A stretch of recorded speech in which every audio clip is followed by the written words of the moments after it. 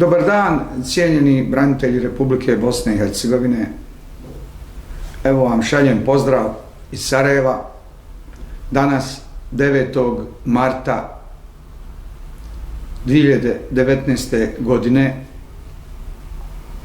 Pozdravljam i one koji nisu neprijatelji Republike Bosne i Hercegovine, nego su na neki način zainteresirani šta je bilo, šta se događa i šta može biti sa državom Bosnom i Hercegovinom, sa njenim odanim građanima, sa cijelom scenom ovdje koja se događa i koja nije ni malo dobra, nije ni malo fina.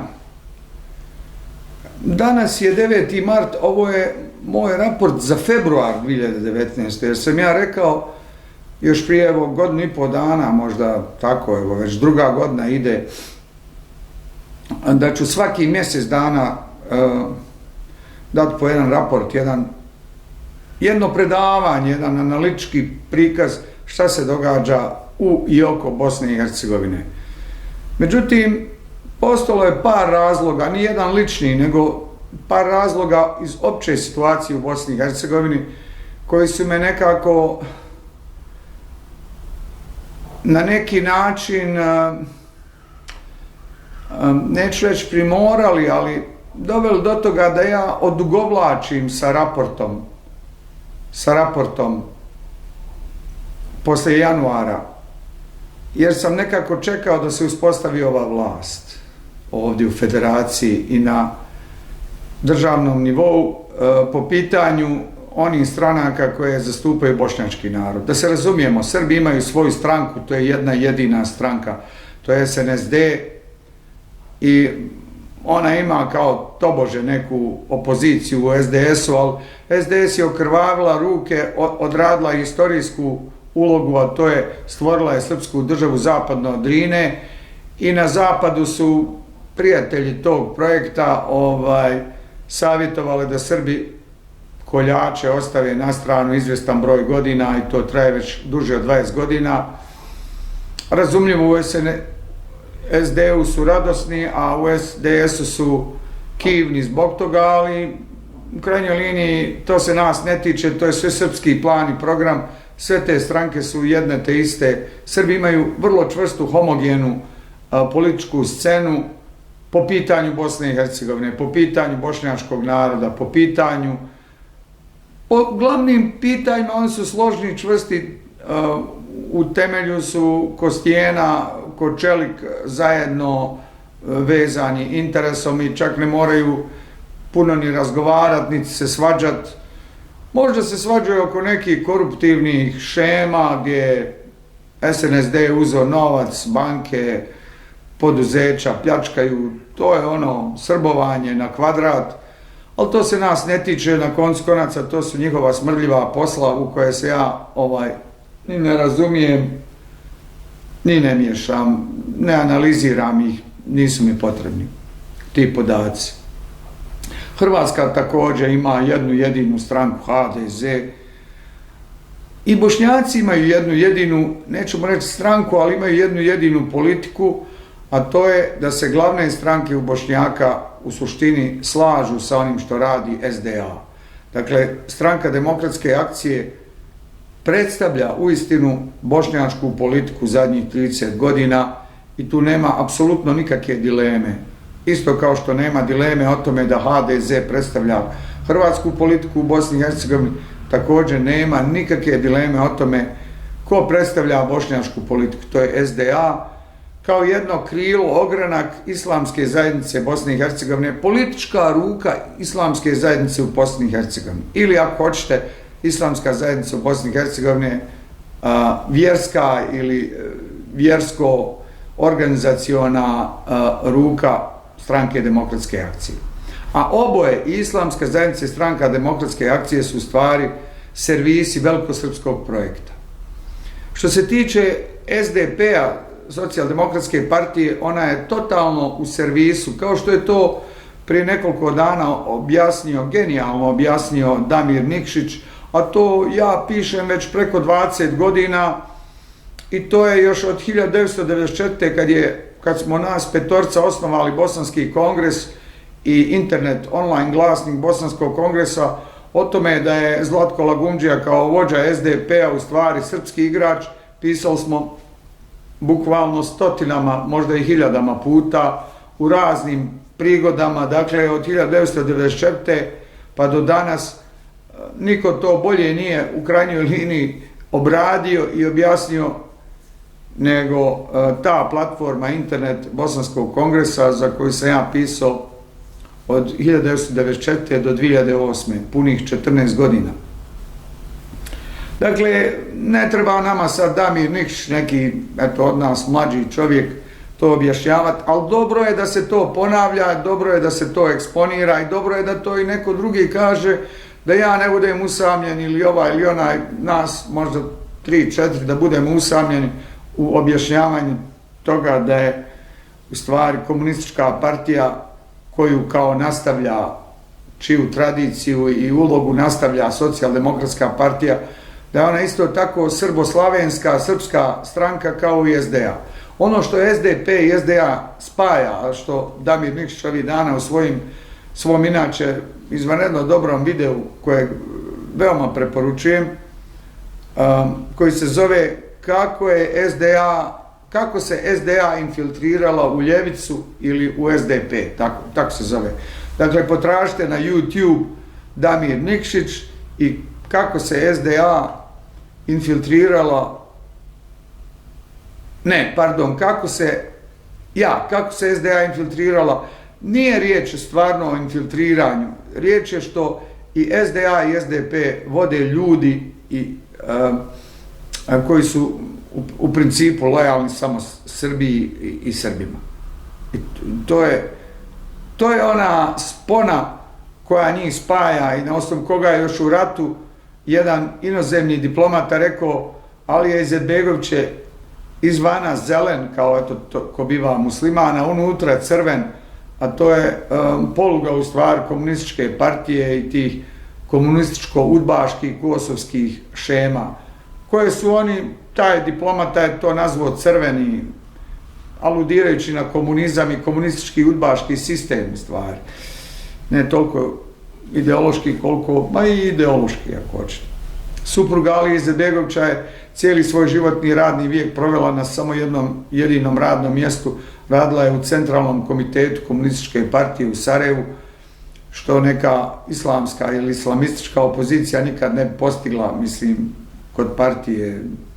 Alija Izetbegović je bio u stvari srpski igrač još od 1946. godine i on je bio, ono što kažu Hrvati, u pričuvi da ga izvuku kao keca iz rukava krajem 80-ih i postave muslimanima na čelo. Dakle, ta politika bošnjačka je jednostavno predstavljena i odrađena od strane SDA i to nije nikakva sumnja, mislim, to što je rekao Damir Nikšić i jako je fino to objasnio. Zatim, jako je fino eksponirao agente koje smo isto tako mi davnih dana eksponirali. Usput budi rečeno, ja se zovem Sven Rustempašić, ja sam to pisao, o tome sam pisao godinama. Recimo, na primjer, Miro Lazović, on je srpski agent, on je agent velikosrpskog projekta. On je ubačen još 1990. bio je desna ruka Aliji Izetbegoviću i bio je standardni, kako su ga zvali, stalni putnik na sva putovanja Alije Izetbegovića. I njegova funkcija je bila da pokaže na tim konferencijama da su i Srbi, bosansko-hercegovački Srbi, koji su tobože kao Miro Lazović lojalni Republici Bosni i Hercegovini, dakle nisu oni takozvani Karadžićevi Srbi, ili ti četnici, ili kako ih zovu. Međutim, oni sebe jedan drugoga ne zovu, hej, gdje si četniče? Oni sebe zovu Srbima. Dakle, oni su Srbi, jel? Ali eto, reda radi da se zna u diplomaciji ko je ko, oni su rekli kao Karadžićevi Srbi, a kao Miro Lazović je predstavnik onih Srba koji su, eto, kao tobože lojalni Republici Bosni i Hercegovini, pa da Miro Lazović na tim konferencijama uvijek diže ruku zajedno sa Alijom Izetbegovićem i uvijek mu aminuje svaki njegov potez i ujedno time pokazuje da su i Srbi lojalni, tobože lojalni Republici Bosni i Hercegovini, u stvari za ukidanje Republike Bosne i Hercegovine, njenu podjelu i stvaranje Republike Srpske. Tako da je Miro Lazović odradio ogroman posao za velikosrpski projekt, ravan poslu Radovana Karadžića, pri čemu je Karadžić bio barem otvoren srpski igrač, a Miro Lazović i dan danas među nekim idiotima, među Bošnjacima vrijedi kao pro-bosanski Srbin.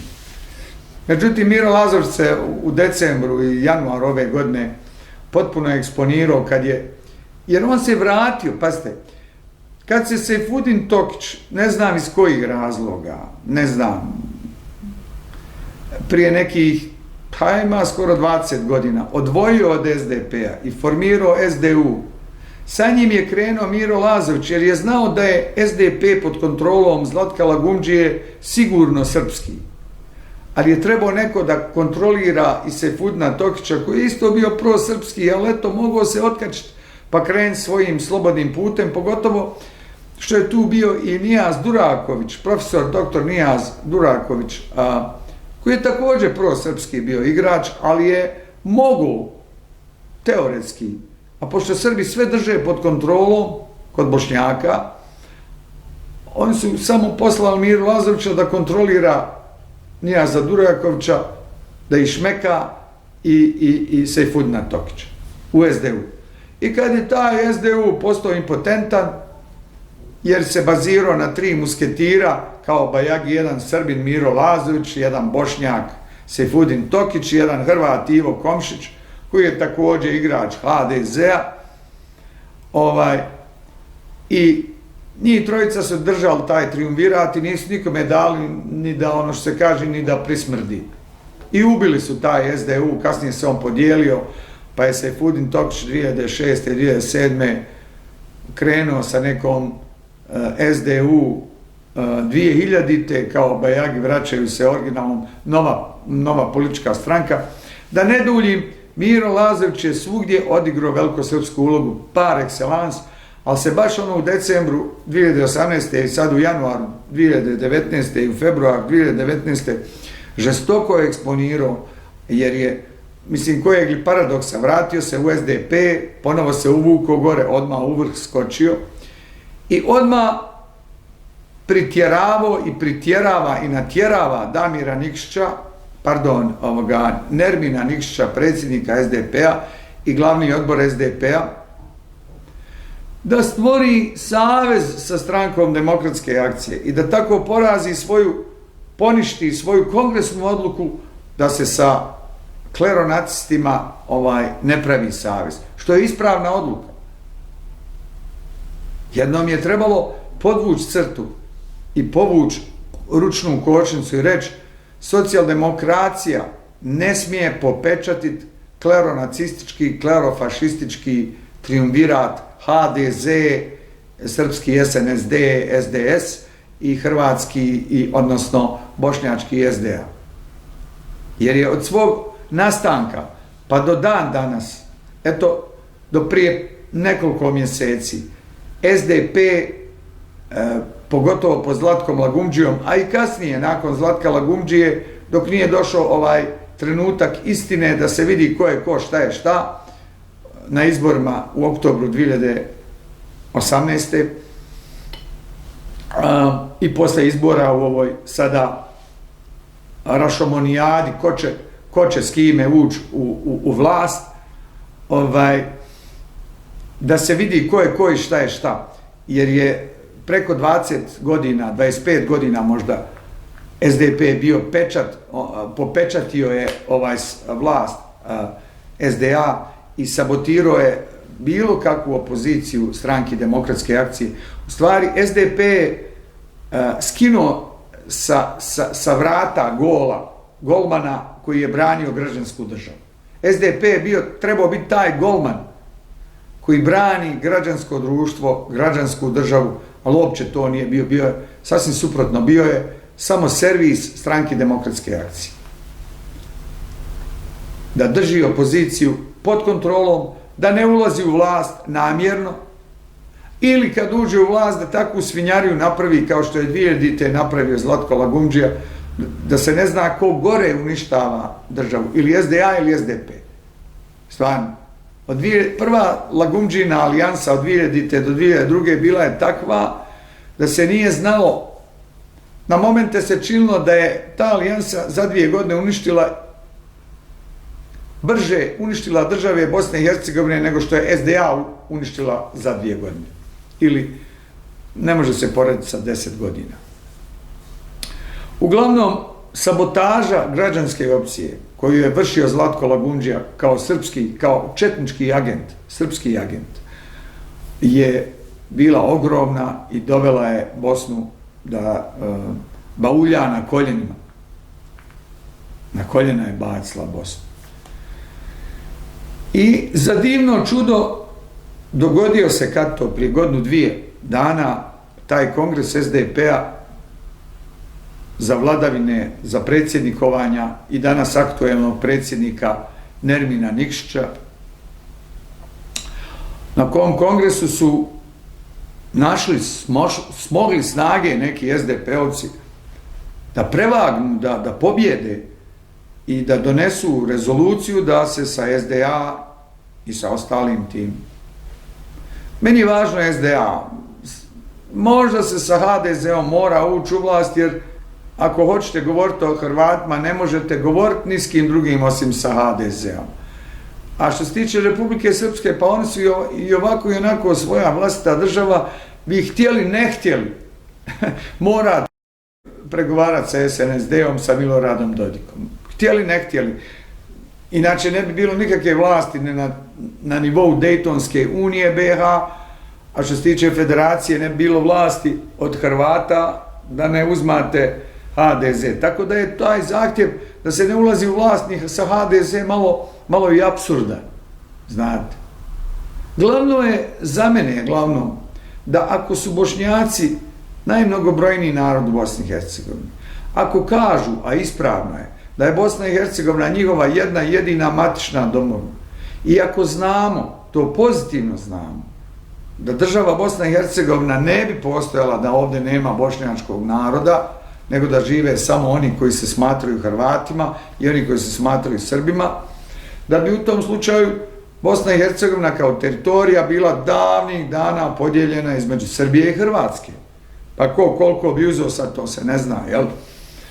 Tako da, ako je interes bošnjačkog naroda, postoji država Bosne i Hercegovine, što je istina, što je tako kako jeste, onda je apsolutno tu pridodan jedan fakat, a to je da je Bosna i Hercegovina kao država moguća jedino kao građanska država.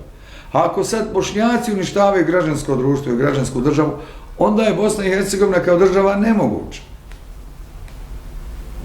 A upravo je to uloga SDA, da uništi državu Bosnu i Hercegovinu, da ostavi Bošnjake u nekoliko malih enklava, kantona, koji ne mogu opstati samostalno i koji bi kao zrela kruška pali pod neku vrstu proširene Srbije, srednjoročno ili dugoročno. Kad kažem srednjoročno, možda za 5-6 godina, a dugoročno mislim za 10 godina. A možda i mnogo ranije.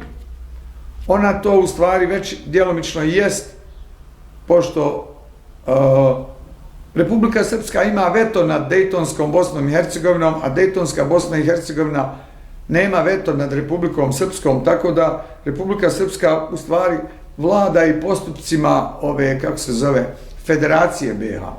S time da Hrvati drže tamo dole zapadnu Hercegovinu, drže se tamo i surađuju sa Srbima u tom cijelom procesu, što je u stvari srpsko-hrvatski pakt, koji je od početka srpsko-hrvatsko-crnogorski pakt, ali je četvrta komponenta tu bošnjački veleizdajnički faktor koji rukovodi bošnjačkim narodom i na što je bošnjački narod nažalost pristao. Kada govorimo o pristanku, samo da završim ovo oko izbora. Pogledajte vi samo šta se događa sa izborima. Izbori su se dogodili 7. oktobra, ili što bi Hrvati rekli 7.10.2018. godine. Od tada do danas još nije formirana vlast u Dejtonskoj Bosni i Hercegovini, niti u Federaciji, niti u Bosni i Hercegovini. Pazite, oktobar minus 7 dana.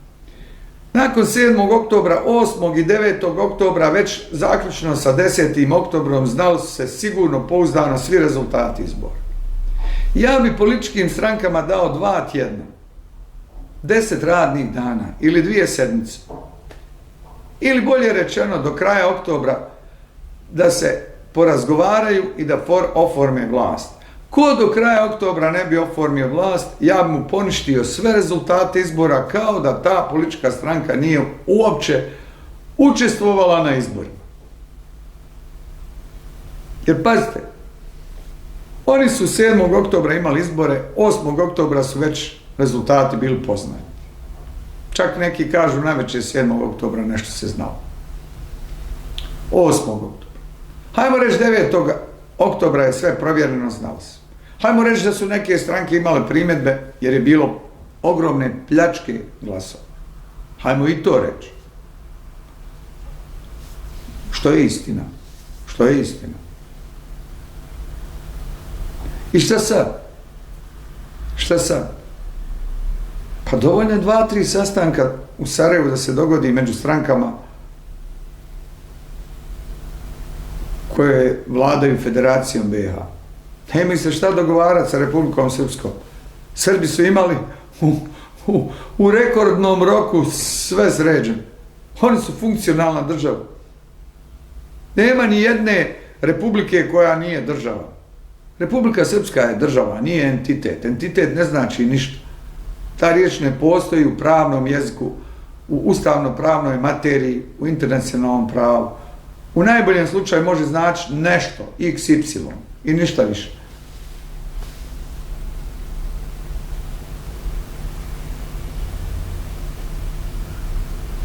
Dakle, Republika Srpska je imala sve svoje. Pa oko čije gola je gužva? Pa oko bošnjačkog gola. A zašto je gužva? Pa vrlo jednostavno. Zato što je SDA preko svojih lidera još u zatvoru, dok su bili Alija Izetbegović, Hasan Čengić, dogovorila da rade za Srbe, za Srbiju i dogovorila 1990. u stvari dobila srpskog zatvorenika kojeg su Srbi pustili iz zatvora 7 godina ranije ili 9 godina ranije, Aliju Izetbegovića. Dobili su i srpskog zatvorenika Fikreta Abdića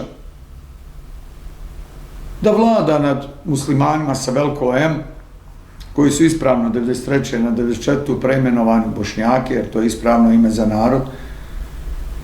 I po srpskoj naredbi oni su stvorili stranku Demokratske akcije koja je trebala da ostavi Bosnu i Hercegovinu u nekoj novoj trećoj Jugoslaviji koju su pravile Republike Srbija i Crna Gora. Dakle, Alija Izetbegović uopće nije na kraj pameti. Kaže, Alija šta je odlučio? Alija nikad ništa nije odlučio. Jedina domen i polje gdje Alija Izetbegović odlučivo je kako i na koji način, kojim izrazima, kojim momentima, kakvim tajmingom da vara i da prevari bošnjački narod. To je jedino što je Alija Izetbegović odlučivo. Sve ostalo su odlučivali Srbi, Srpsko-Hrvatski pakt.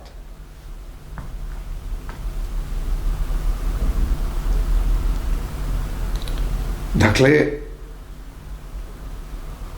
to je ta situacija. I 1990. on je htio da ostavi Bosnu i Hercegovinu u istoj državi sa Srbijom i Crnom Gorom, dok Srbi su tada to prihvatili kao javnu verziju 90. i 91. da bi dobili na vremenu, da bi što uspješniji pokolj nad iznenađenim i uspavanim i hipnotiziranim bošnjačkim narodom izvršili, a hipnozu i uspavljivanje vršio srpski agent Alija Izetbegović i njegovi smradovi oko njega, koji su govorili mirno spavajte, rata neće biti, nema govora o savezu sa Hrvatima, Hrvati su ustaše i tako dalje. Iako je savez sa republikama Slovenijom i Hrvatskom bio jedan i jedini ispravan savez i put da se koliko toliko situacija, ne koliko toliko, nego mnogo situacija popravi u korist Republike Bosne i Hercegovine. A što sam ja zagovarao dolazeći iz Amerike i što sam uvijek zagovarao, oni su to odbili. Nikada Alija Izetbegović nije htio napraviti savez sa Hrvatskom, a Bosnu i Hercegovinu je htio ostaviti u nekoj novoj trećoj Jugoslaviji u savezu sa Srbijom i Crnom Gorom. Pa je u tom smislu i napravljena muslimanski krug, pa SDA je napravljena da ima svoje podružnice. Stranka SDA je odmah od početka postojala i u Srbiji i u Crnoj Gori. Čak je imala i na Kosovu svoje podružnice. SDA je osnovana kao jugoslavenska stranka. Čak je Adil Zulfikar Paš u jednoj svojoj knjizi, u jednom intervjuu rekao da je prvo ime za SDA kojega je Alija Izetbegović, kad je 1988. je bilo, krajem 88. izašao, pustili ga Srbi iz zatvora, otišao odmah nakon 3 dana kod Adila Zulfikar Pašća u Švicarsku, a Adil Zulfikar Paš zaradio pare prodajući srpsku municiju i vojne usluge, obuke raznih afričkih i azijskih vojski i prodaje oružja. Dakle, to je to. On je imao zadatak da ostavi, i u Hrvatskoj je napravio SDA. Dakle, SDA je imala svoju podružnicu, svoje odjeljenje u Hrvatskoj, u Bosni i Hercegovini, u Srbiji, u Crnoj Gori i na Kosovu. Djelovala je kao jugoslavenska organizacija. I JMO, Jugoslavenska muslimanska organizacija, to je ono što je Alija Izetbegović predložio Adilu Zulfikar Pašću, što je Adil Zulfikar Pašć izjavio u svom intervjuu jednom, da je to bilo prvo ime, pa se onda predomislio Alija Izetbegović, jer je vidio da se previše eksponirao, ili je vidio da je osjećanje u narodu da ne želi u stvari narod ostati u istoj državi sa Srbima i Crnogorcima, jer su Srbi prijetili, jer su Srbi 1989. napravili za Vidovdan na Gazimestanu u 6. mjesecu, početak ljeta, 28. juni na Vidovdan, napravili veliki slet na Kosovu, jedan četnički miting sa par stotina hiljada Srba, sa kokardama, sa šubarama, sa 4S, sa kamama, sa bradama, sa krstovima. I muslimani nisu htjeli da ostanu sa takvim koljačima u istoj državi. Inat se probudio u Bosni, inat. Inadžijski jedan sistem, jedan inadžijski stav bošnjačkog naroda se probudio. I Alija Izetbegović onda vidio da ne može baš JMO praviti, nego da folira kao može i ovako, može neko, može i ovako, može i neko. On je ovako perebe, pereba. To je njegov stil, varanja, koji se meni uvijek gadio, taj populizam. I što veći broj turcizama, turskih i arapskih riječi po kvadratnom metru. Te heftičnik, te hefta, te, mislim, fuj. Ta jedna populistička demagogija, to veliki broj turcizama po kvadratnom metru, ili preciznije po minuti. U svakoj minuti govora barem po 5, 6, 10 turcizama ubaciti. Heftično. To je odmah počela je slika Kosova Alije Izetbegović u džemperklajdu, sa džemperom onim koji se kopča naprijed i kahla džezva kafe, pravi dedo kafu, dobri dedo smrti, koji je kriv, direktno kriv za ubojstvo 100-200 hiljada ljudi. Direktno krvave ruke ima do ramena, do vrata. On i njegova banda srpskih agenata, srpske agenture, zvana Stranka demokratske akcije.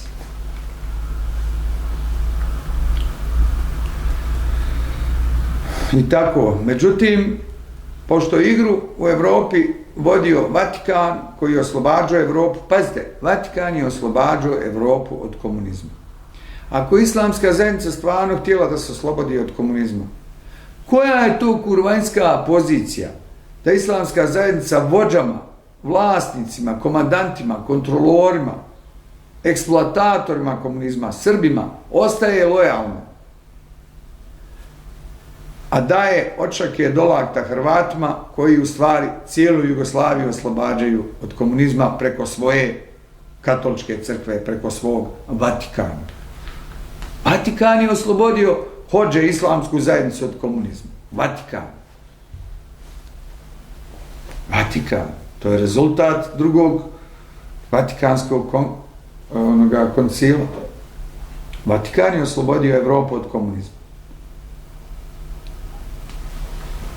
S pomoć afganskih mudžahedina koji su slomili Sovjetskom savezu volju da živi u Afganistanu, demoralizirali sovjetsku armiju, potukli je do krvavih koljena, ispod koljena, bacili je u jarugu na tlo mudžahedin koje su Amerikanci naoružali. Mudžahedini su oslobodili istočnu Njemačku od Sovjetskog saveza, od komunizma. A vidite kako nam je Njemačka uzvratila. Dala je bezrezervnu podršku Hrvatskoj i dozvolila Hrvatskoj i čak nagovorila Hrvatsku da sa Srbijom napravi pakt protiv Republike Bosne i Hercegovine.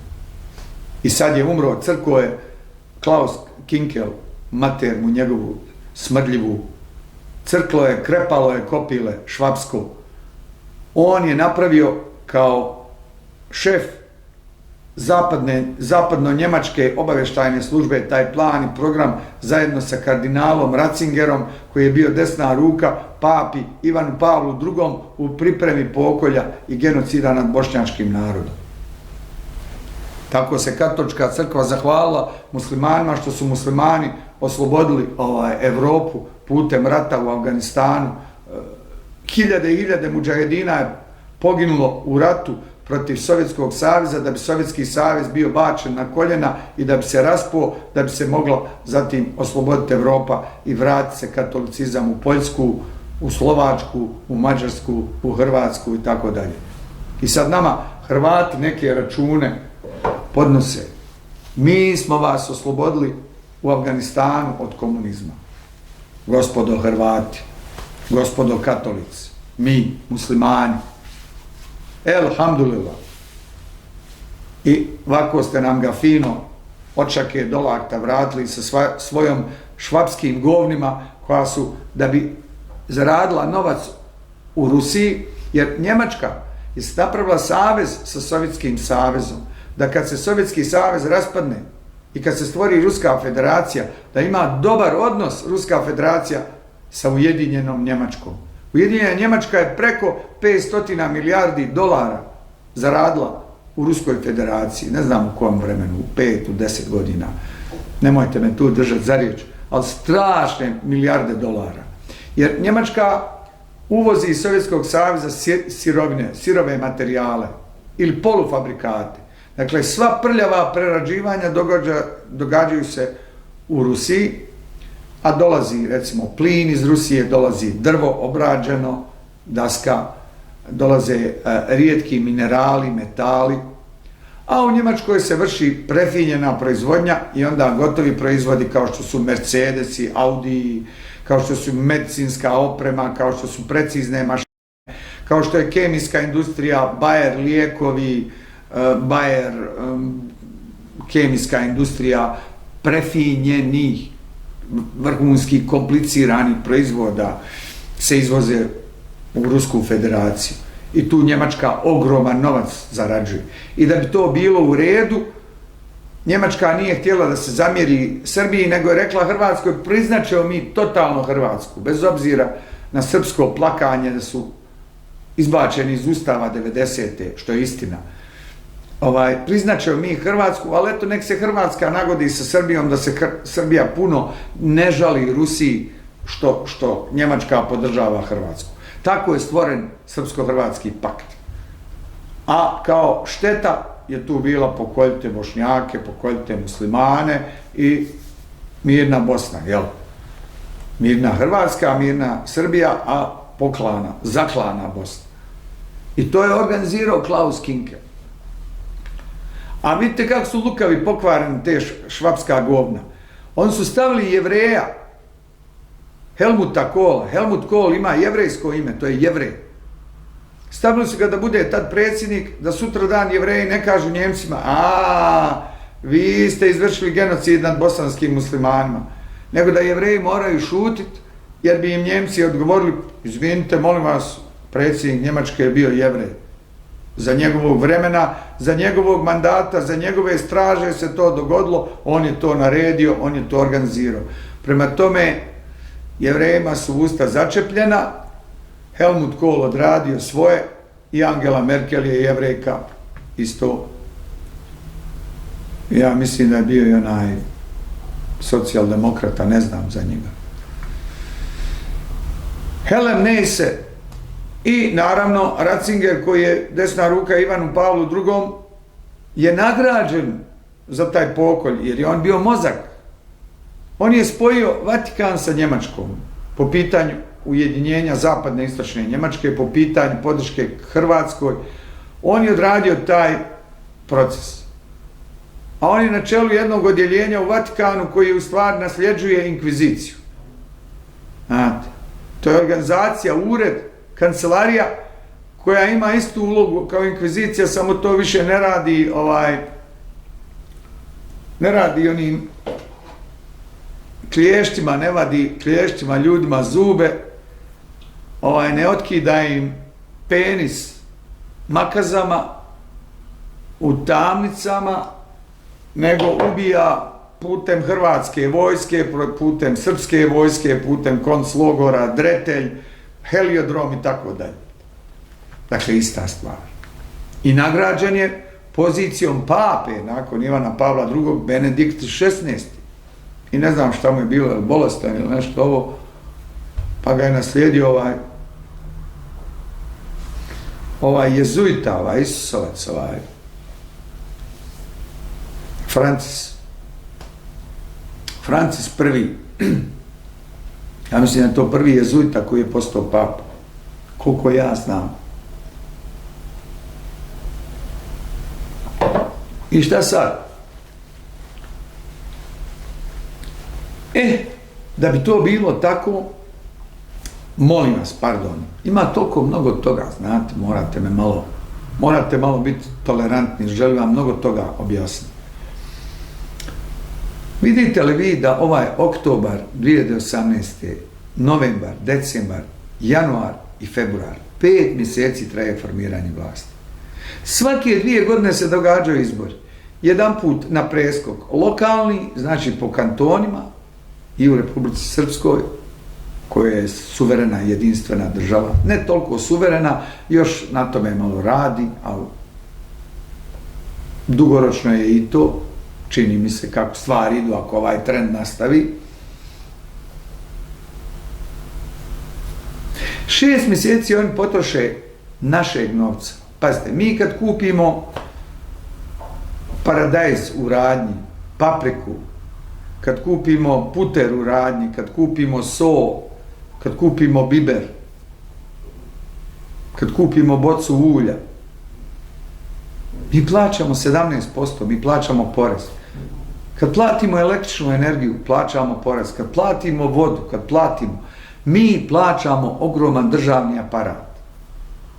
800.000 ljudi živi na državnoj plati, a 120 do 150 tako hiljada ljudi živi u onome što ekonomisti nazivaju realni sektor, dakle nezavisno od države, rade svoj privatni posao kako bi posao trebao biti rađen. Mislim, svaka čast što država ima svoje ambulante i bolnice da ljudi se liječe, ja to podržavam. Svaka čast što država ima svoje osnovne škole, srednje škole, da djeca uče besplatno, da ne plaćaju, da su školovana donekle koliko god mogu. To je u redu. I one neke osnovne službe, vatrogasci, policija, to mora biti. Ali 800.000 u populaciji od 2-3 miliona stanovnika, 800.000 ljudi živi od državnog novca, a samo 120-150.000 ljudi radi nešto, u stvari, radi svoj privatni biznis. To je katastrofalno. To je užas. To je neodrživo. Ali se održava 20 godina u sistemu, po sistemu drži bure dok majstori ne odu. Vidite, u takvoj situaciji političari koriste 6 mjeseci od 2 godine. Svake 2 godine izbori. Oni četvrtinu vremena potroše da se oni naguze ko će vladat, ko će biti ministar, ko će biti zamjenik, ko će biti u vlast, ko će biti opozicija, ko će biti gradonačelnik, ko će biti u kantonu. To je džubretarstvo. Ja bi im rekao, formirajte vlast. Ako je izbor prva nedelja u oktobru, ako je to recimo od 2018. bio 7. oktobar, jer nedjeljom ljudi imaju slobodan dan i ovi koji rade, neki imaju slobodan dan, izađu na izbore. Imate do kraja tog mjeseca da formirate vlast, ako ne oformite sikter, kao da niste, vaša stranka kao da nije imala, nek ste najuspješnija stranka, nek ste najbolje prošli, ako ne oformite, vi ste izbačeni, diskvalificirani i ulazi u vlast onaj drugi koji je na redu, po rangu uspjehu. Ako nije i drugi spreman da prihvati savez, ko je treći? Ali ne. Zašto ne? Zašto se to ne događa? Pa ne događa se, dogodilo se među Hrvatima, oni su spremni za 7 dana vlast, HDZ, kod njih neprikosnoven, to je katolička crkva. To je stranka katoličke crkve, to je organizirano, to radi ko atomska bomba, čovječe, to je atomska bomba, to radi ko sat. Tu nema. Isto među Srbima ima nešto prepucavanja, SDS hoće da vlada. SDS mora imati načisto da ne može zbog Radovana Karadžića, zbog Pokolja, eto da se koliko toliko 2 prsta obraza ovi internacionalni njihovi sponzori imaju, ne može biti u vlasti, SNSD je odabran od zapada da vlada i završena priča. Dodik možda ima 100 miliona u vilama, u krađi, ništa. To je njemu nagrada što radi velikosrpski projekt. Šta to ima veze? Treba ljudi da se smire, da se ne sekiraju. Odeše im živci, boreći se za vlast koju ne mogu dobiti. To isto kao da pucate glavom u betonski zid i kažete još što je tvrd ovaj zid, a vidi meni krvari glava, a što je tvrd ovaj zid. Pa tvrd je zato što je betonski zid, to je beton i zato beton je da SNSD za toliko i toliko godina, decenija ima da vlada i završena priča. Šta tu ima, šta je tu sporno? To je Pimpek govorio. Šta je tu sporno? Davorin Popović, pokojni pjevač Indeksa. Šta sam htio reći? Prema tome, ja bi ovim bošnjačkim, ali zašto kod Bošnjaka to ne stvara vlast? Pa zato što je SDA ovako ide ovim rezonom. Dali su Srbima već, prije nego što je jedan jedini metak u Bosni ispaljen, oni su imali dogovor da daju Srbima državu na teritoriji Republike Bosne i Hercegovine i da ukinu Republiku Bosne i Hercegovine. Jednom to prihvatite, shvatite i uzmite i da ne pričamo glupost.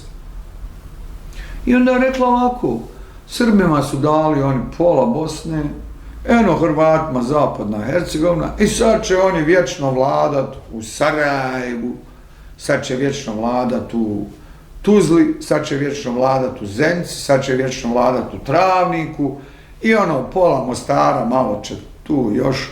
Hrvatima su dali i Mostar, SDA je Hrvatima, ali je Izetbegović Hrvatima dao Mostar kao stolni grad, kao prestolnicu Herceg Bosne. I Tuđmanu je nudio Hrvatsku Republiku Herceg Bosnu. A zašto je to tako? Pa zato da bi oslabio Bošnjake toliko da kao zrela kruška padnu Srbima u kandže i da ovo malo što ostane u getu Bošnjaka, jer je Ali Izetbegović mrzio Bošnjake takvom silinom da ja nju vama ne mogu opisati, jer je ne može to da shvati. Taj čovjek toliko mrzi Bošnjake.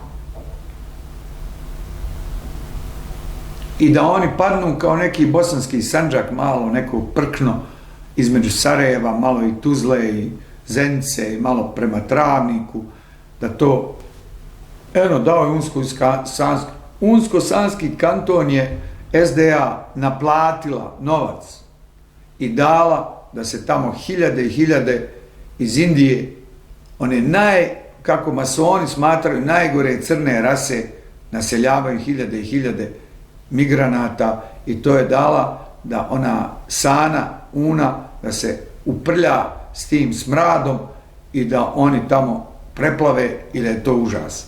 I to radi i katolička crkva. Kada to je dio Bosne i Hercegovine do kraja unište, katolička crkva će pustiti jednu jedinicu onih pravih, onih crnokošuljaša, da mitraljezom puca Thompson, Kalašnikov, a i Papovka, da pobije 100, 200, 300 migranata i oni će se raštrkati kud koji mili moj. Ali za to vrijeme će već Unsko-Sanski biti Hrvatska republika Herceg-Bosna, odnosno država Hrvatska. I to je SDA pustila. Pustila je Unsko-Sanski kanton niz krvavu vodu da teku Bošnjaci. Isto kao što je taj dio Krajinu pustila Fikretu Abdiću od samog početka rata. I da nije bilo Dudakovićeva. Evo, Dudaković po zatvorima hoda, priprema mu se suđenje, protjerivanje, uništava mu se živčani sustav, stres mu se pravi da čovjek umre, u Krajini vlada Fikret Abdić pušten. Ko zna je li bio možda godinu dana u zatvoru ili je sjedio u nekoj vili u Hrvatskoj, teferčio bez veze. Ne znam, nemam tih podataka, ali eto, Fikret Abdić tamo hara u Krajini, ima neka SDA i nešto, i tamo im samo iz Srbije ubacuju hiljade i hiljade migranata. A ovi iz Krajišnic, ljuti Krajišnici, da, pa to je poniženje. Mjesto da telefoniraju ambasadora Indije i ambasadora Pakistana u Sarajevu, pozovu na razgovor i kažu: mi ćemo avionom na vaš aerodrom u Karači poslati svakog Pakistanca i primite ga. Ne budete ga primili, mi ćemo ih poslati brodom i pustit ćemo i bacit ćemo ih u vodu 100 metara od obale, pa nek plivaju u Pakistan ili u Indiju, Bombaj. Nek se vidi plaža, ko ne zna plivat, pa plivajući si došli, nek plivajući i odu. Deportirat. Vrlo jednostavno. Riješen problem. Ali neće da riješi. Zašto neće? Pa zato što su Balije u Sarajevu primile novac. Prodali državu, prodali sve.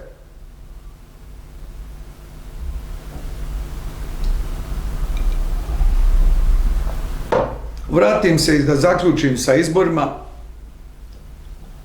Po prvi put se dogodilo da Socijaldemokratska partija ima dva prsta obraza. Ja mislim da to nije presudan bio toliko ni Nermin Nikšić. Da su to bili neki mlađi kadri. Ali šta je? Miro Lazović izleče. Hoćemo same sa SDA. Jer oni svi znaju, Srbi, da SDA najefikasnije, najbolje, najsistematičnije uništava državu Bosnu i Hercegovinu. To znaju i na zapadu i na istoku neprijatelji države Bosne i Hercegovine. Zato su i dozvolili da se pokrade 20 godina SDA krade glasove na izborima masovno. A CIK, Centralna izborna komisija, to sve aminuje. Namješta pobjedu Stranki demokratske akcije. Zašto? Pa zato što rade u korist naše štete.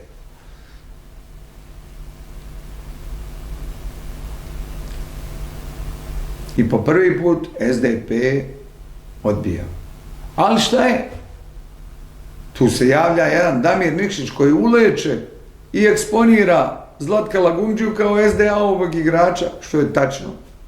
Ili igrača Kosovog, to je ispravno rečeno, koji je gazda i SDA-u i Zlatko Lagumdži. Kosmos igrača. Kažu neki da radi za britansku obavještajnu službu, ali to je isto, ista govna, samo malo drugčije, malo veće pakovanje. Mislim na Lagumdžiju i britansku obavještajnu službu.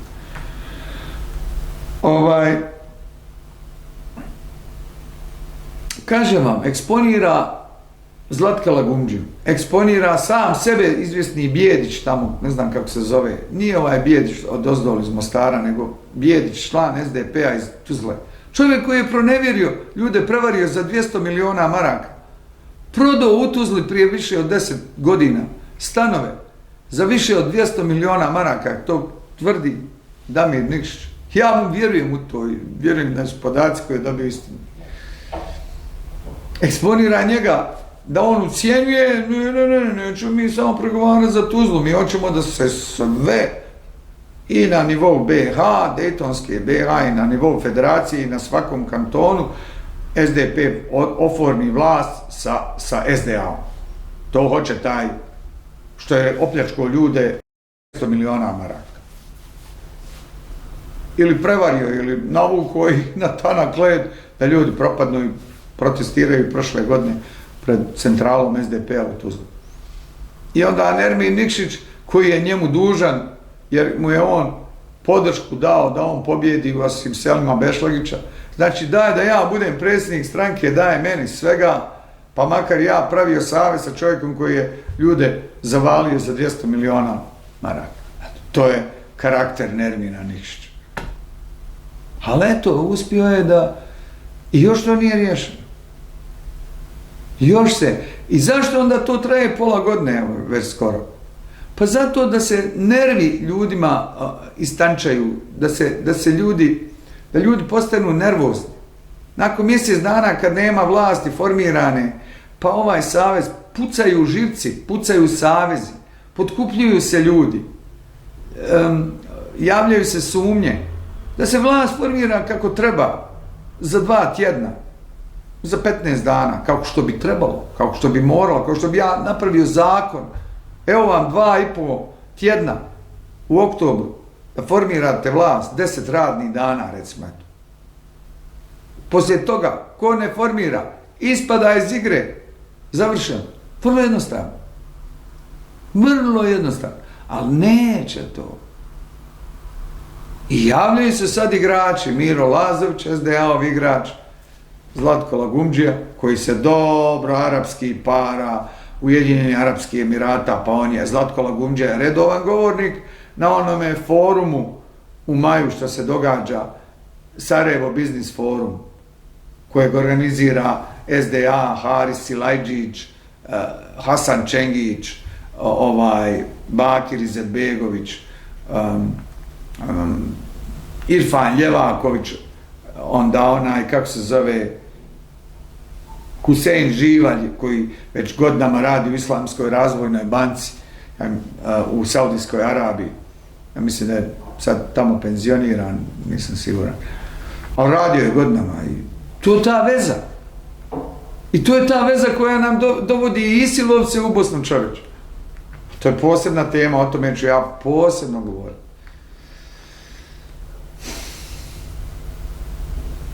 Jer oni tako kupuju ljude. Ovaj će biti nestabilan, eno onaj narod i pravda, Kornaković. Već su 2-3 njegova čovjeka iz njegove stranke pregovarala sa SDA i onda je to na svu sreću u kantonu Sarajevu spriječeno. Pošto je najveća opasnost za opstanak bošnjačkog naroda i Bosne upravo stranka Demokratske akcije, što se dokazalo evo već 30 godina, 30. godina. Nju skinut i ne praviti sa njom savez je sveta dužnost svakog branitelja ove države Bosne i Hercegovine. I to je jedini, u stvari, razlog što sam se ja prije skoro 1,5 godina u oktobru 2017. upisao, učlanio u našu stranku, koja je u stvari srpska stranka u Federaciji BiH i koja niti je liberalna, niti je demokratska, a o čemu ću se ja još obratiti članovima naše stranke, da pokušamo, iako sumnjam da ćemo uspjeti, jer to čvrsto Srbi drže u šaci, tu stranku, da to pokušamo prevazići, da pokušamo da od naše stranke napravimo bosansku stranku. Što sumnjam da će biti moguće, jer srpska metodologija je tamo primijenjena i ja ću vam je opisati u jednom posebnom javljanju, čini mi se skorom.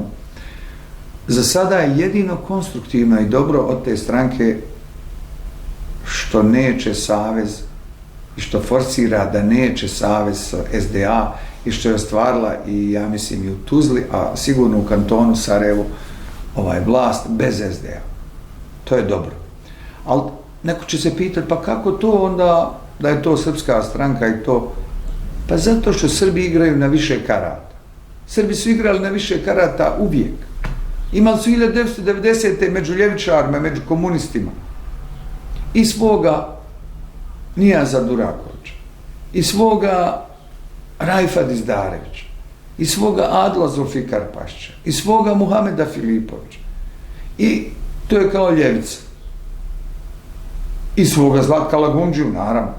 Zlatko Lagundžija se Srbima isplatio milione, da mu daju Srbi sad ček neće mu dati ni Krajcara, ni Feninga. Nek su mu omogućili da krade. Što je srpski način nagrađivanja svojim igračima. Ali da mu daju, eto figurativno govoreći, 10, 20, 50, 100 miliona dolara ček, ne bi ga previše platili. Koliko je Zlatko Lagundžija odradio za veliku Srbiju posao. A protiv Republike Bosne i Hercegovine, protiv bošnjačkog naroda, protiv svih Bosanaca odanih državi Bosne i Hercegovine. Ogroman je srpski posao odradio.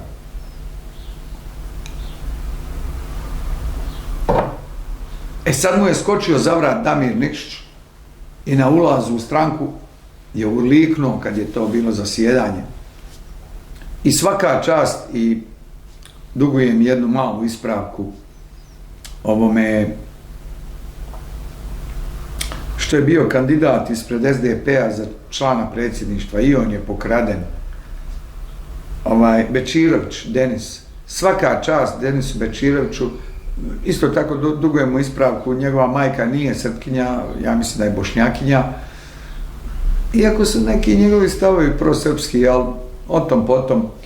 Ali ovaj puta njegov stav nije bio prosrpski. Njegov stav je bio da ne treba praviti savez sa SDA, na čemu Denisu Bečiroviću treba čestitati. Stvarno.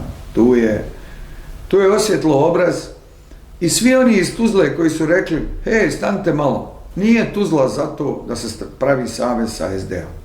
Svima njima treba čestitati. A taj u Tuzlu, taj Bijedić, to je jedan mali šuft kosovsko-udbaški koji je na koncu konaca svoju slobodu dužan Kosu i Udbi i Mosu, muslimanskoj obavještajnoj službi, koja ga sigurno drži za jaja jer je čovjek zavalio 200 miliona maraka, a nije u zatvor.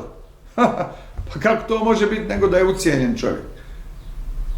Tako da ne možemo ni razgovarati jer on to duhovno željom hoće da učini uslugu Srbima ili u stvari sebe drži izvan zatvora. Oba dvije verzije su tačne. Oba razloga su validna.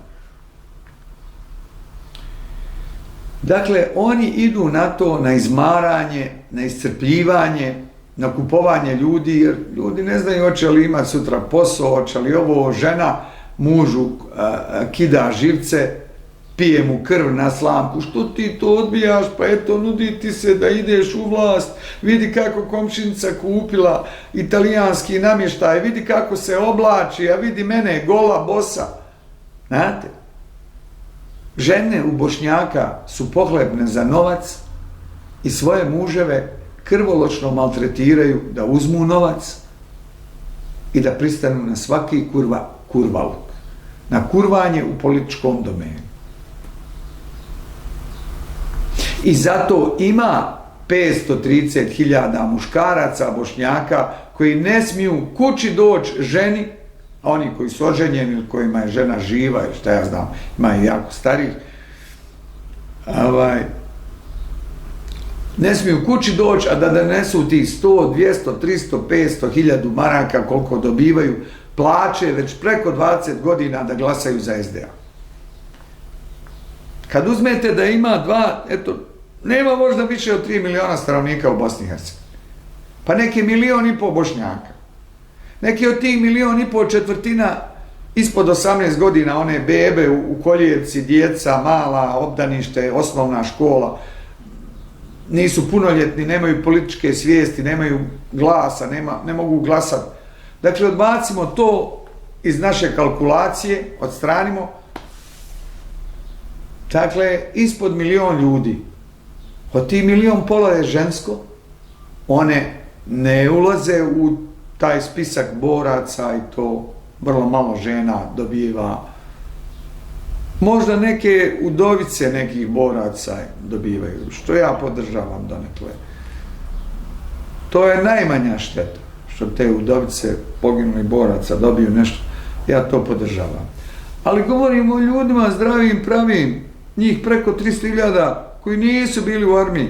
U armiji je bilo 1995. zabilježeno 230.000 oficira i vojnika u armiji Republike Bosne i Hercegovine. 230.000.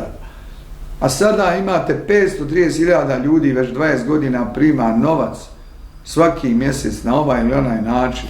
Prima razne beneficije, prima razne paušale, prima povremeno novac.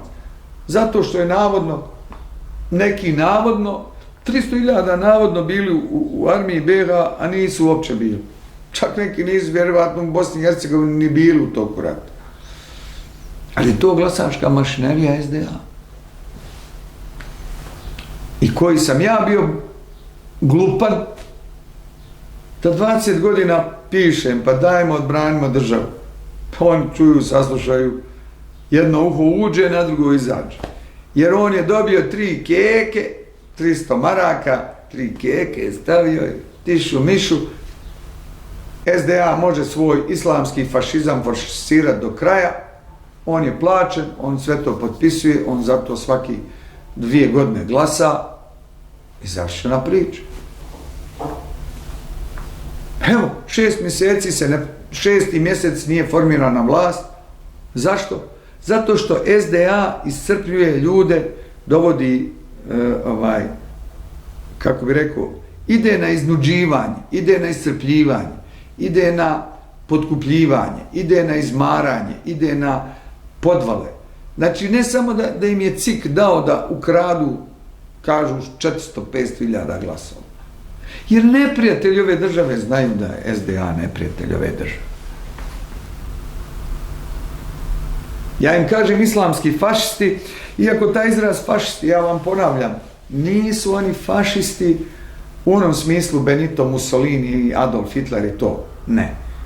Na koncu konaca, ako uzmemo ideološku potku, da ne govorimo o Hitleru i Mussoliniju. Mussolini je u stvari pravi fašizam, jel? Hitler je nacionalsocijalizam. To je nešto drugačije. Slično. Hitleru je Mussolini bio uzor. I od Mussolini je uzeo dosta te heraldike, one rimske, one toge, one rimske zastave, one orlove sa krstom i tako, kukastim krstom i to. To je sve Rim. To je Mussolini. To je Rim u stvari, rimsko carstvo.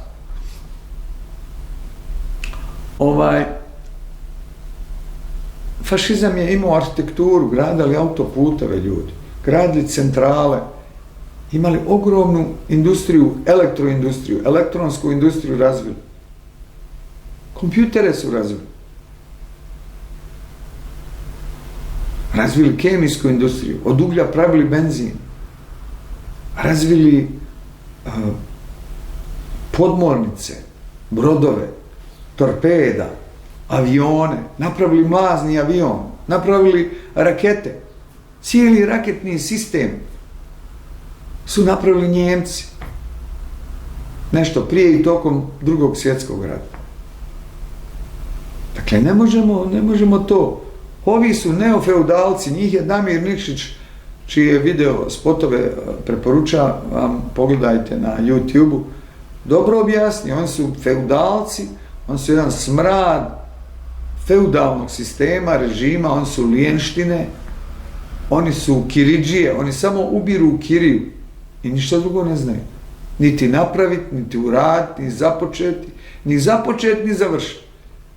Njihov odgovor na sve, ja 20 godina se šalim, ali ovo je ozbiljno, njihov je ne međe. Može li ovo? Ne međe. Može li ono? Ne međe. Nije ne može, nego ne međe. Oni kažu ne međe. Ništa ne može. I oni imaju 800.000 ljudi na državnim jaslama i 120.000 ili 150, ne znam, čuo sam neki dan taj podatak, provjeren je, u tom realnom sektoru koji grca od dugova, od opterećenja, od poreza, koji ne može da diše, koliko ga kandže tih uhljeba, tih birokratskih državnih krvopija drže pod kontrolom i sisaju novac. Pogotovo sad što ipak Internacionalni monetarni fond je njih finansirao to 20 godina. A rasprodali su se što se rasprodat može. Sad više para i nema. Zato i jeste kriza. Nije kriza zato što je Bošnjak došao svijesti i u oktobru 2018. skinuo SDA koliko je moguće sa vlasti. Nije. Nek su bijesni tih 530.000 ljudi što sada nema paja. Nema paja. Nisu dobili to ko pašće, dobija svaki dan kost, onaj Pavlovljev pas, dobija kost i odjednom nema ni kosti ni mesa, ništa. I onda će griz tu ruku koja mu je do juče davala to meso i tu kost. Nema sad ni kosti, a kamoli mesa. Zato je svijest Bošnjaka, kaže, podigla se pa skinuli pa izabrali SDP. Nije tačno. Nije uopće tačno. Nikakva svijest. Da su još paja dobivali, da zadnje 2 godine nije bilo stalno pobuna na ulici, nema para, kampuju oni borci.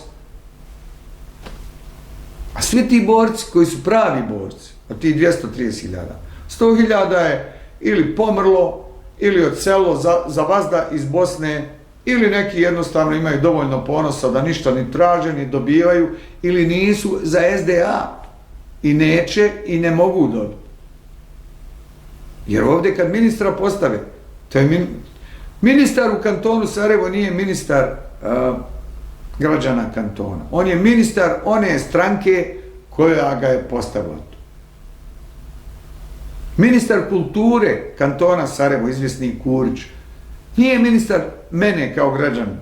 Ja sam se kao građanin ministru kulture javio sredinom januara ove godine, sekretarici, da hoću 15 minuta razgovora. Evo, 2. mjesec prolazi, uskoro će 2 mjeseca, stvari skoro 2 mjeseca. Niti razgovora. Zašto? Pa zato što je on ministar kojega je postavio Fahrudin Radončić. SBB, Savez za bolju budućnost. I to je to. I to je SDA i zato ljudi računaju, pa ja hoću da budem u vlasti, ja hoću da dobijem platu i SDA ide pola godine krvari ljude, ucjenjuje da ostane na vlasti jer je nakrala, oni se boje da se otvore knjige, da dođe ispravan pravni sistem, ne ovi njihovi korumpirani na sudstvu i u policiji, nego da dođu stvarno ljudi koji će otvoriti ko je koga ubio u ratu, ko je kome pucao u leđa, ko je šta opljačko. SDA ima više aferima, ima ih isto koji Šešeljevi, ovi beli orlovi. Šešeljevci. U nekim stvarima. Recimo, na primjer, u pljački. Više su opljačkali daleko više nego Šešeljevci. U Sarajevu. U stvari, zadnjih 20 godina ništa ne rade, 30 godina ništa ne rade, nego pljačkaju. To je to. I zato oni, htjeli, ne htjeli, u suštini moraju ostati na vlast. Oni se bore da ostanu izvan zatvora, jer kad bi došla prava vlast, oni bi bili u zatvoru. Zato je velika stvar SDP-u što nije pristao. Nadam se. Ja nisam u januaru, od pola januara, pa cijeli februar, evo do danas, 9. marta 2019. htio praviti ovaj video da ne bi prejudicirao nešto, sve čekam da SDP izdrži u tome da neće napraviti savez sa SDA. Da neće popečati, da neće potpisati zločine Stranke demokratske akcije. To je ono što Nermin Nikšić mora da shvati. On ne smije potpisati, kao što je Zlatko Lagumdžija preko 20 godina potpisivo sve svinjarije Stranke demokratske akcije. Ne smije biti saveznik Stranke demokratske akcije. I ja sam čekao, ali vidim sad ružne novosti dolaze, pa sam napravio ovo predavanje, jer Damir Nikšić koji ima oko 1700 videa, 5-6 godina svake sedmice izlaze video. Nije važno da li se ja slažem s nekim stvarima ili ne slažem. Mnoge dobre stvari uočio, mislim čisto na nivou gradskih običaja, komunikacije, čistote, gradske čistoće, tako. Ima dobrih stvari. Ali on je eksponirao stvarno to, da SDA ima svoje saveznike u SDP-u. I to ne pojedince. Za vrijeme Lagumdžije cijeli SDP je bio saveznik SDA. U održanju ukidanja države Bosne i Hercegovine, u održanju i forsiranju podjele, u jačanju Republike Srpske i tako dalje i tako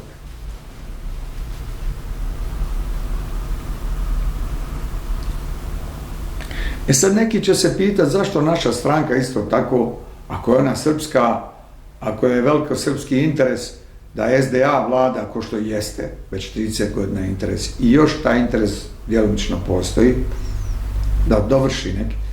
Pa naša stranka je ona srpska stranka koja igra na to, kao što Srbi uvijek igraju, da imaju više igrača, jer i Srbi znaju da ovom klerofašizmu Bošnjaka mora negdje doći kraj i da dolazi kraj, jer više narod to ne može, a internacionalni fond više to neće da plaća, nema više ni saudijskih novaca baš nekih, i Turska nije baš nešto nagodna, i oni imaju svoje igrače u pričuvi koji su već se uhodavaju, razumijete?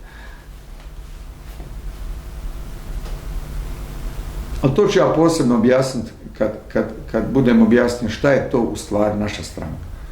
Ali je nažalost bilo nama koji branimo državu potrebno, pa makar bili u karanteni, makar nemali nikakvog glasa u našoj stranki, bilo važno da podržimo našu stranku i Socijaldemokratsku partiju, da ustraje na tome da barem u Tuzli i Sarajevu SDA više nije u vlasti. To je jako važno. Pa makar poslužili i onome što ispravno kažu da je san 2, a to je da od Sarajeva prave, u stvari razvodnjavaju vlast Bošnjaka. Ali između onoga klerofašističkog SDA-ovskog da vlada bošnjački totalitarni sistem, kojeg oni žele feudalno, i razvodnjavanju, trenutačnom razvodnjavanju snage, mislim da treba se prikućiti trenutačnom razvodnjavanju, jer ovo što je jaka bošnjačka snaga u stvari je bošnjački nacizam, kleronacizam, bošnjački fašizam, koji nas uništava. Pa nam je i SDP i naša stranka tu u tom određenom jednom domenu bila 2018. i ove 2019. i jeste korisna, ako ostane na tome da nije sa SDA.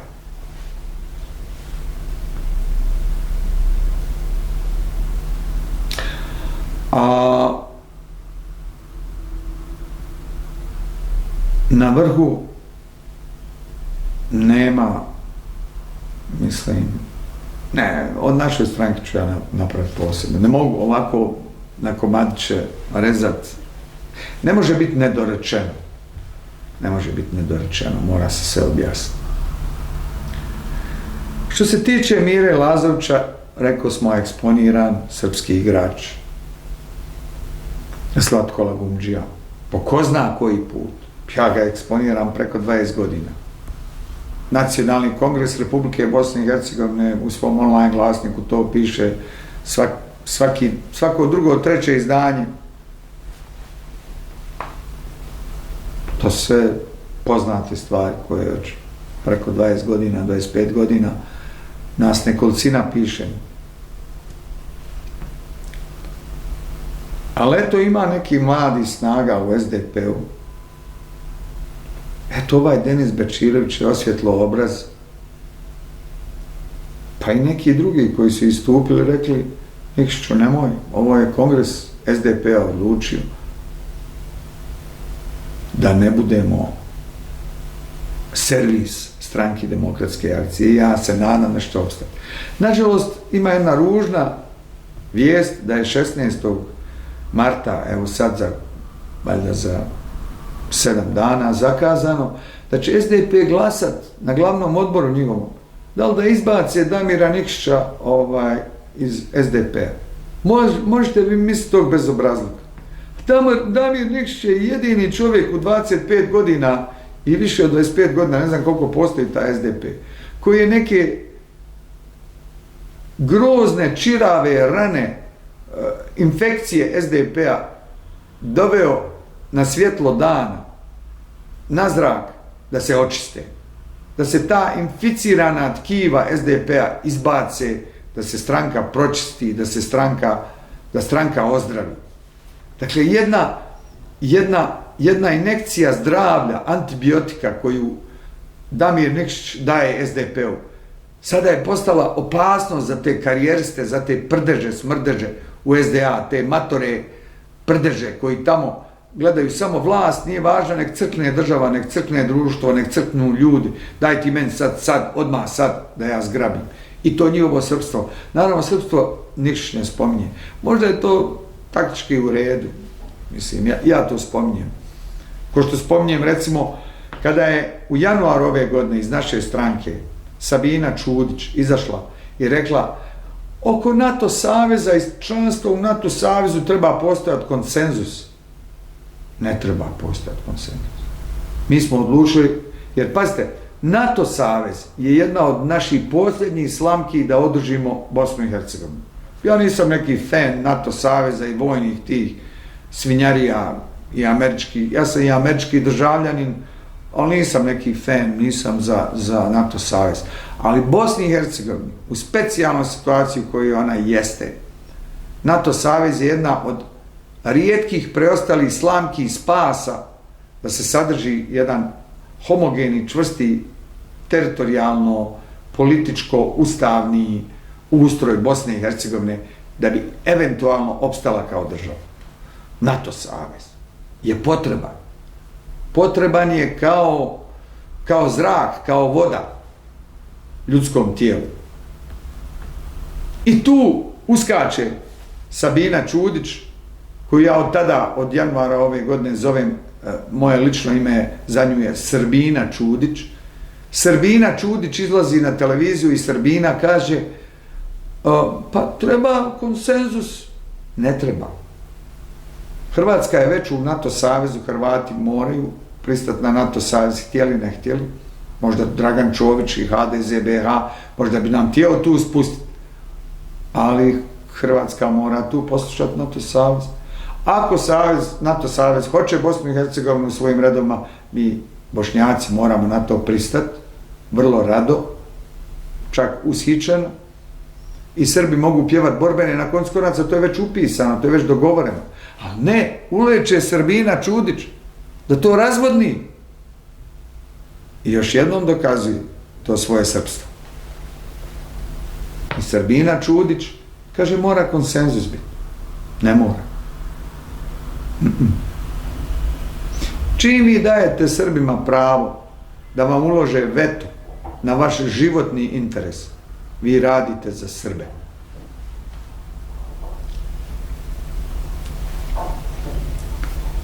To je odradila Srbina Čudić. Meni ljudi šalju, pametni ljudi, čovjek koji ima magistraturu, ja mislim doktorat ili magisterij iz ekonomije, šalje mi, kaže, Svene, šta je ovo? Ti se učlanio u našu stranku, a ova Čudić radi, kaže, za četnike, kaže. Ja kažem, vidim šta ja mogu, bespomoćan sam. Ja nemam pristupa glavnom odboru. Ja pišem e-mail, protest članu glavnog odbora Tariku Haveriću, protestujem, nema odgovora. Ja idem kod generalnog sekretara Nihada Uka, protestiram. Pa trebamo mi, kaže srpski. Sutra dan dobivam od Predraga Kojevića e-mail kako se ja usuđujem da ja dođem u stranku i razgovaram sa generalnim sekretarom, a to ide mimo njega. Užas ljudi, opkruženi smo sa svih strana i što je najgori paradoks, moramo i sa našim najgorim dušmanima povremeno stvarati saveze da bi srušili glavnog neprijatelja unutar bošnjačkog naroda, a to je Stranka demokratske akcije, koja je uzela oružje islamskog fašizma da se s njim poigrava, iako ja mislim da tu nema muslimana, ni M od muslimana među njima. A na koncu konaca, šta sam ja, ko sam ja da definiram šta jeste, šta nije musliman? Oni idu u džamiju, džamije rade za njih, hođe su sa njima, idu na hadž, idu na umru, poste od Ramazana prave šou politički. Oni jesu muslimani. Oni jesu. A to što oni kažu, mi smo evropski muslimani. Bili su oni evropski muslimani kad ih je Tito držao pod pendrekom od 1945.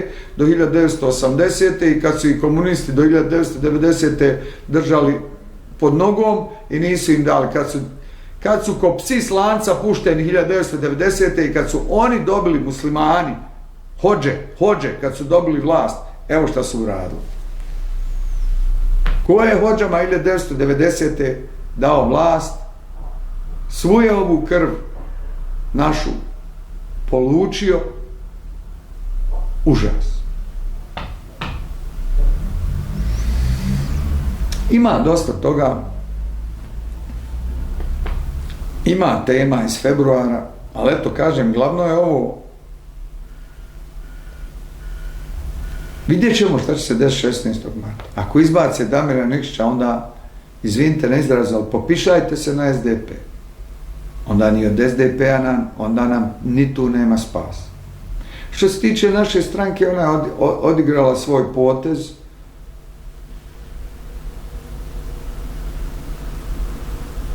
U jednom domenu, koji je mač sa dvije oštrice, može se to preostaje da ja to malo više objasnim, ne mogu sad.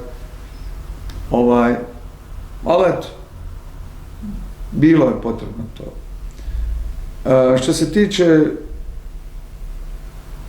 srpske i hrvatske strane, ona je tako, sve je to tako jasno da tu nema šta govoriti. Hrvatska i dalje vrši napad na Bosnu i Hercegovinu, da se razumijemo. Hrvatska ratuje protiv Republike Bosne i Hercegovine.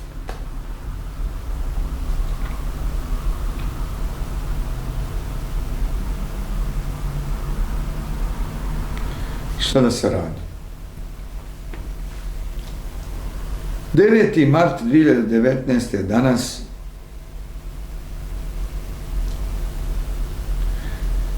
Ostalo je još jedno pitanje da kažem.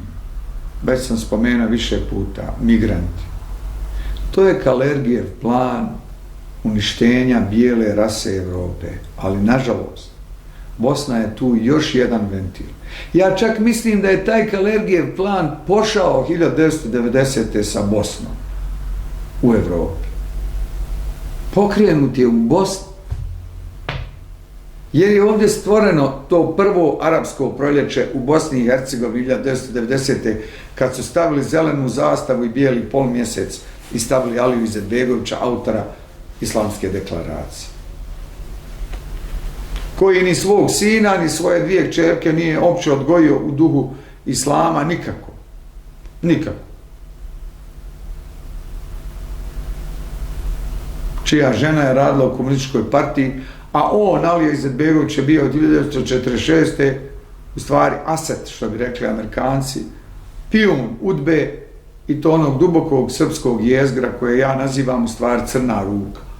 Ne zovem ni KOS, ni udba, ni ovo, nego to je crna ruka preko 100 godina stara, ujedinjenje ili smrt, APIS i taj rad i to je to.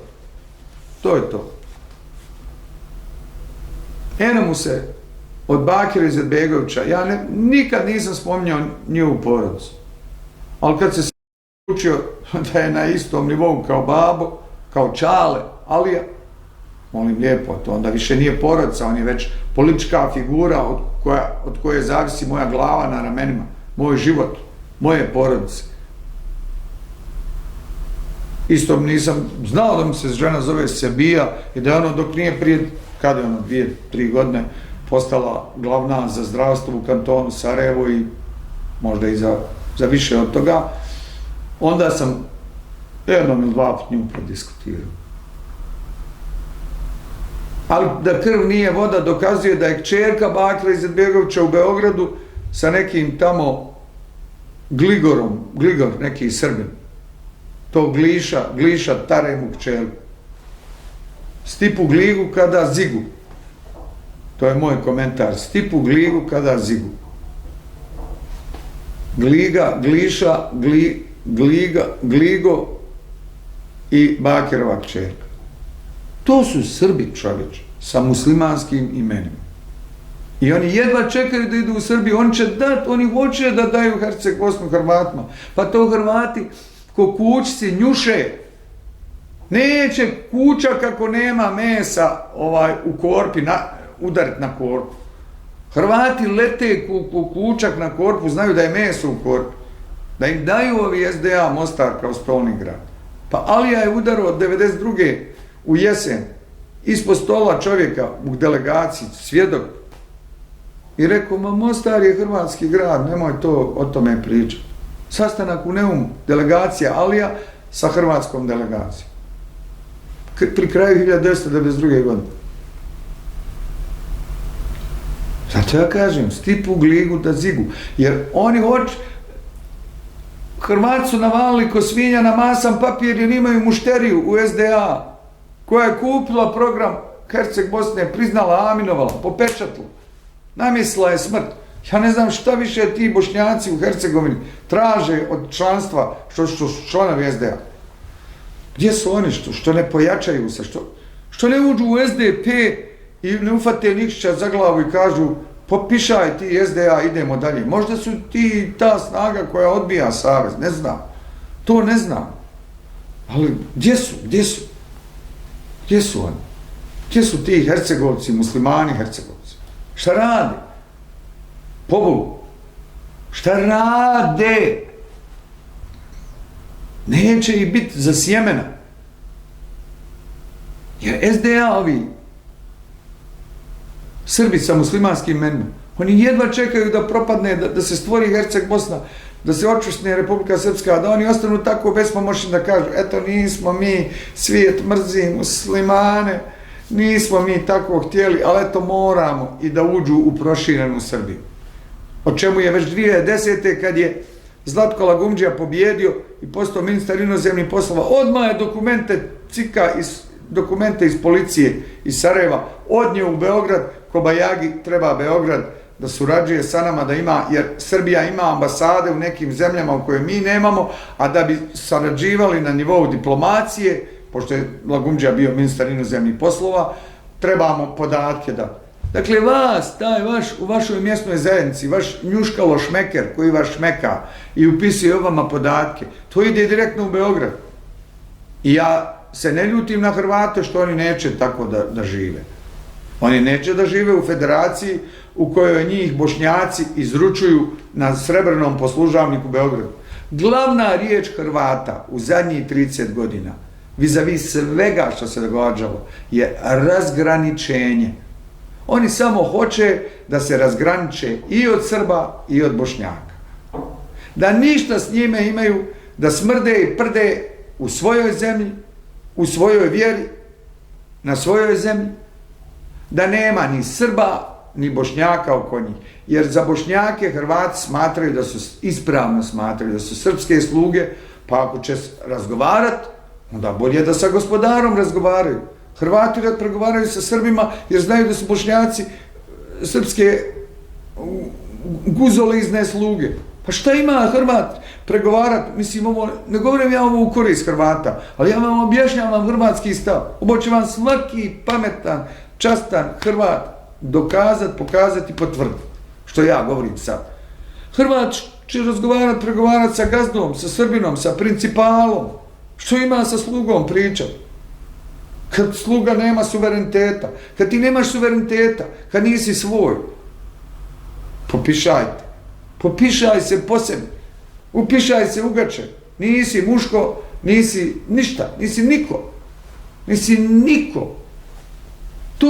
To je bošnjačka politika, nisu niko osim isprtka srpskog. I zato Hrvat hoće da se razgraniči. Jer je Bošnjak Hrvata u Jugoslaviji potkazivo, cinkario Srbima.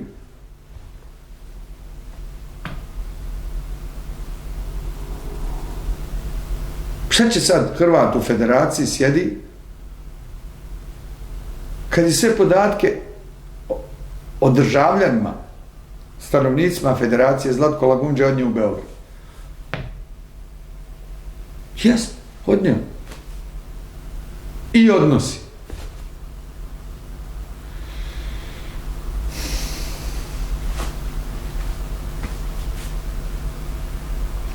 Posebna je priča Željko Komšić. On je odradio za MOS, za muslimansku obavještajnu službu, za SDA. Željko Komšić je isto tako jedan uljez koji je odradio velikosrpski posao, kao i Miro Lazović, kao i Zlatko Lagundža i tako. Neš da gubim vrijeme na Željka Komšića. Neš da gubim vrijeme na njega. Kao on je bio zlatni ljen u armiji. Kad je to bilo? 90. Mlad čovjek možda na ovoj strani. Onda ga izgradili. Šta je on to uradio? Dobro, hajde. Neki zlatni ljen dobio. Ne znam zašto je dobio zlatni ljen, ali ne bi o tome. Eto, nije pošteno da ja sad to devalviram. Pa neko je, ali politička karijera je nešto sasvim drugo.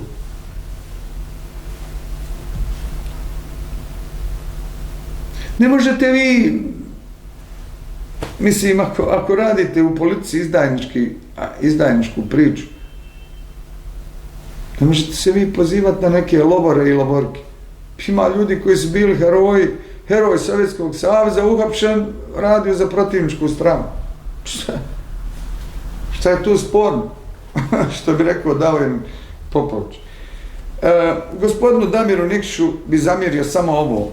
On se mora izjasniti zašto on navija za Dayton, kada Dayton, njegova podrška Daytonu kvari svaku njegovu moralnu principijelnu, koja je inače jaka. On dosta moralizira i dosta ispravno moralizira, dosta ispravno.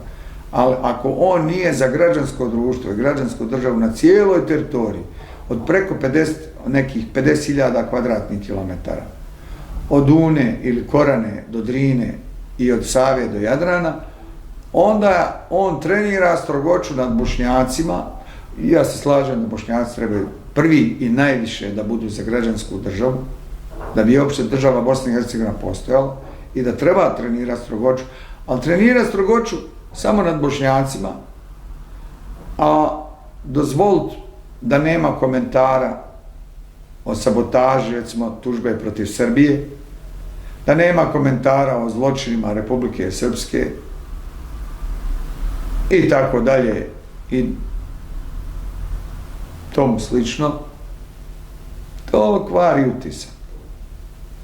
Onda ispada san u dva, a to je pojačati srpski uticaj u kantonima u kojem većinu čine Bošnjaci. To je san u dva. Jer san u jedan je uspio s pomoć Alije Izetbegovića i ovih i naravno veliko-hrvatske komponente, srpsko-hrvatski pakt i albanske komponente. Canu 1 je uspio. Sad Canu 2 je da Srbi imaju već utvrđenu Republiku Srpsku i još je utvrđuju, a sad idu polako prema federaciji. Isto tako naša stranka. Nigdje riječi protiv Republike Srpske. Naprotiv, oni je smatraju čvršćom i starijom od Kineskog zida. Ima izjava, to ne pije vode. Treba djela. Nema djela. Ne.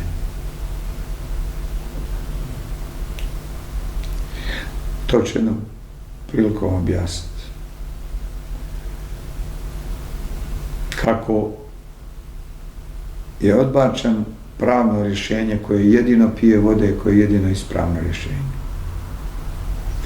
Za sada toliko.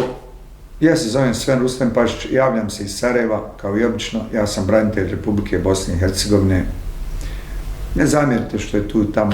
Ovo je spontano, ovo nema ni prekida, ni nasnimavanja, ni dosnimavanja. Ovo je tako, koliko vidite, toliko vidite, koliko čujete, toliko čujete. Sve u cugu snimljeno. Na kraju bi samo rekao, ja podržavam Damira Nikšića, pošto je jako mnogo tema lijepo objasnio i pošto je jako mnogo, veoma je koristan čovjek ipak na YouTube, njegove emisije rado gledam u zadnje vrijeme, preporučujem svima. Ja preporučujem članovima SDP da ne izbace Damira Nikšića koji je jedina zdrava snaga u toj stranki u ovom momentu, istinski zdrava snaga. Naravno tu spada i Denis Bečirović, tu cijenim i podršku Selima Bešlagića koji je dao podršku SDP-u i pohvalio SDP što nije ušao u savez sa SDA. Dakle, ima mnogo ljudi, nažalost ja ne znam njihova imena, ja im dugujem možda čak jedno malo, kako bi rekao, jednu ogradu i da mi ne zamjere što ne znam njihova imena. Volio bi da znam, volio bi da upoznam neke od tih ljudi koji su tako principijelni, koji rade ka boljoj SDP nego što je ona bila. Ali eto, kažem, ne bi se smjelo dogoditi za zdravlje Bosne i Hercegovine, za zdravlje SDP-a, za opstanak države Bosne i Hercegovine, ne bi se smjelo dogoditi da izbace Damira Nikšića iz te stranke. A Damiru Nikšiću preporučujem da postane branitelj Republike Bosne i Hercegovine, a ne branitelj Dejtonskog sistema, jer Dejtonski sistem je svo ono zlo koje on opisuje. Eto, toliko od mene. Hvala za pažnju, sve najbolje od mene, veliki pozdrav iskrenim braniteljima države Bosne i Hercegovine. Ja, usput budi rečeno, imam na Facebooku stranicu koja se zove grupu koja se zove Branitelji Republike Bosne i Hercegovine. Nažalost, pošto su Bošnjaci kupljen narod, to jest 530.000 ljudi je kupljeno, muškaraca, to je skoro svaki Bošnjak, punoljetan Bošnjak, kupljeno da radi za SDA, da radi protiv države. Ja ni na toj stranici nemam podrške, financijske podrške od ljudi koji su članovi, nego izgleda da su to kibiceri koji onako šmekaju da vide šta će biti, jer znaju da ja govorim istinu. Ali eto, priključite se toj stranici. Mene su već 4. put po 30 dana izuzeli, banirali, uskrate mi pristup mom pravom imenu, već 30 dana, 4. put po 30 dana, ali eto, ponovo ću biti priključen, a imam i rezervni profil, pa mogu funkcionirati kao administrator. Hvala za pažnju, prijatno.